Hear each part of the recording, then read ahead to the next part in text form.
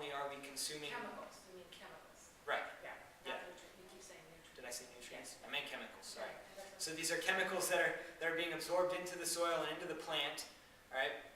And then what ends up happening is not only are we consuming these chemicals within the food that we're eating, but we also get residues on the surface of the food. You can imagine these, I think maybe you guys have all seen pictures at least of crop dusters they're coming across and just spreading massive amounts of pesticides and synthetic fertilizers on crops. Well, those residues, some of those residues are going to stay on the surface of the food as well. And then furthermore, we get groundwater contamination. So a lot of these chemicals, they leach into the soil and they hit the water table and they contaminate groundwater. They're also in the runoff from rainwater and irrigation water, and ultimately this groundwater turns into our drinking water. So not only are we consuming these chemicals through the food, but we're also consuming it through the water sources. So we're kind of getting it from all angles. Now, question arises, what does organic do instead, right? So if organic isn't using these pesticides, they aren't using these chemicals that so many people have said are essential to growing food, what does organic do instead? Well, they use a lot of these traditional methods, some of which I was mentioning before, like crop rotations and increasing biodiversity on the farm, which is one that's really important, because by increasing biodiversity on the farm, what you do is you do things like bring beneficial insects onto the farm. By increasing the biodiversity, what they're trying to do, what these farmers are trying to do is really just mimic the ecosystem and create a sense of homeostasis. So by mimicking the ecosystem, you can build off of these systems, and everything can be harmonious if you're doing it right. And by creating this ecological homeostasis, most of these pest issues just disappear. So there's chemicals, right? So next, another big reason is our health and the health of the environment.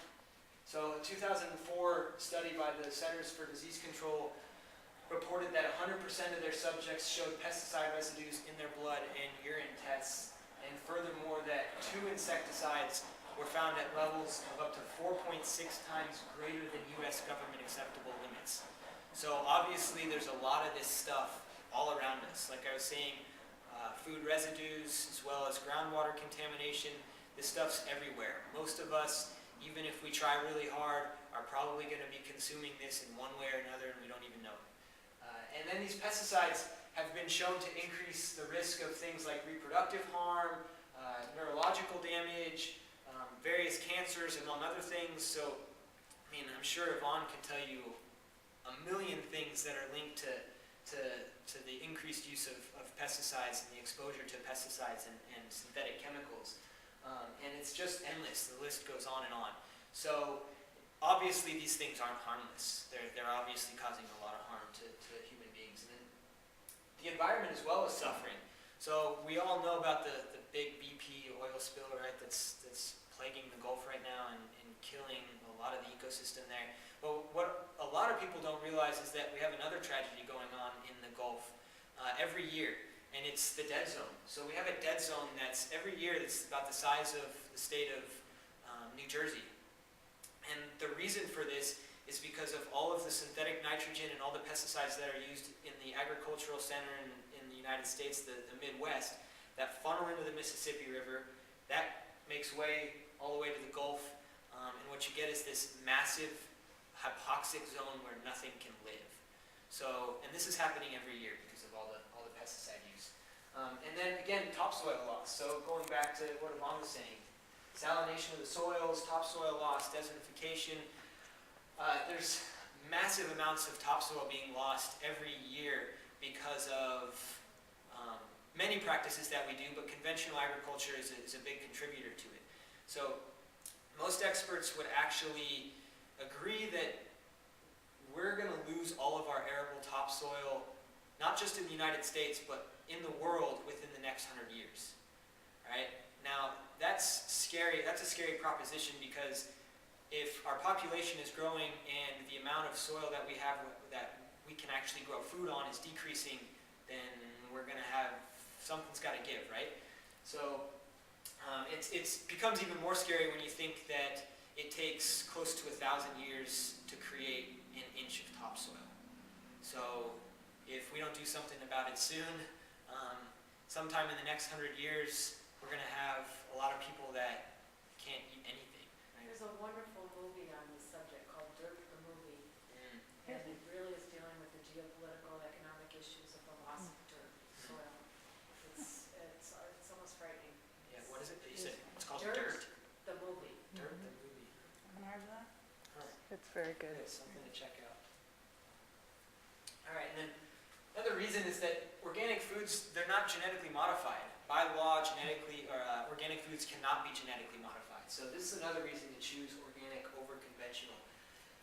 But first, what is a GM food? So a genetically modified food is a food product whose DNA has been altered in order to create a characteristic or a trait in that food which is said to be beneficial to the plant or to the farmer or to the consumer.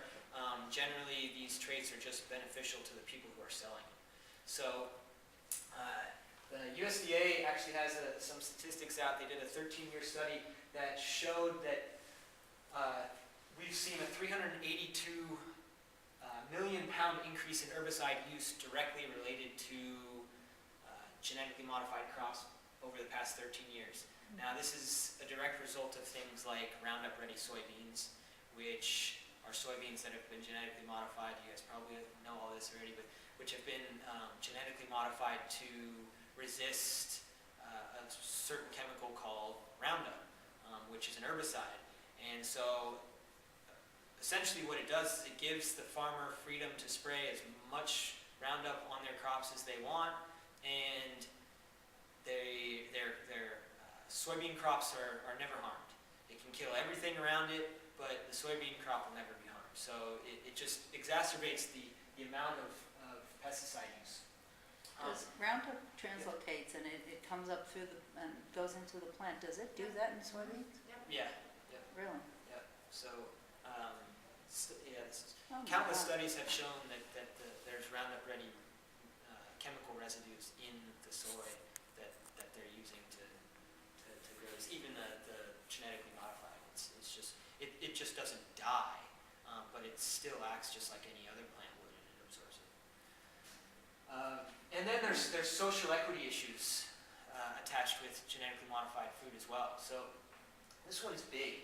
I mean, the same companies that are producing these genetically modified foods have realized that by creating a genetically modified food, they're essentially creating a novel product. And when they create a novel product, they're legally allowed to patent that product. So what's happening is that slowly but surely, these companies are owning the world's food supply, which is a really scary thing to think that a private company is owning the food even down to the seed. So it's one thing to own a name and sell cereal, but it's a whole other thing to actually own the seed that farmers are using to grow food. And what's happening is there's a guy named Percy Schmeiser. He's probably the biggest case of this, who's a farmer from Canada who grows canola. But what's happening is that, let's say, for instance, imagine for a second that you're a small-scale organic farmer and you live a couple miles down the road from a conventional farmer who's growing genetically modified crops. Well, it's only a matter of time before your crops become contaminated by cross-pollination from the crops down the road. So when that happens, if these companies that are producing these genetically modified crops find out, well, now, according to them, you've infringed on their patents and they can sue you, and they're pushing a lot of these small-scale organic farmers into bankruptcy because they are trying to claim that these farmers are using their patented product without buying it from them. So the social equity issues are pretty bad. We've actually had some incidents here in Mexico Really? where the farmers have found genetically modified corn seed, and that many of them have sacrificed their whole year's crop, burning their fields, Oh my because they refuse to let Monsanto control one of the sacred crops here in Mexico. Yeah, that's Yes. exactly it. Yeah, I've read quite a bit about that too, and I think Mexico's kind of at the forefront, especially with corn, because corn is